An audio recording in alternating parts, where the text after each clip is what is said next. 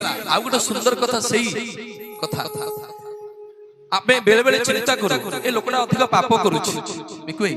ए लोकड़ा बहुत पाप करूछि तार कहीं अनिष्ट किछि हो हम बेले बेले चिंता करू आज्ञा प्रत्येक अनुष्ठान होय आम अनुष्ठान होउछि आपन अनुष्ठान भी निश्चित भाव होथो से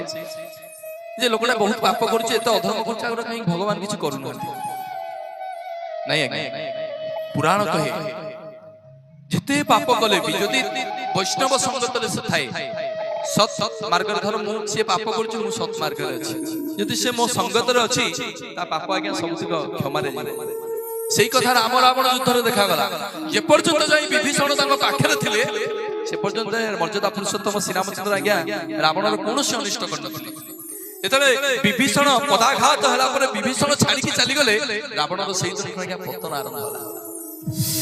पुनी सही कथा महाभारत रे देखा गला विशाल सेना कौरवंकर साधारण पांडव सेना 5 जण आज्ञा एथि पई ताकू धराशायी कर देले विदुर आज्ञा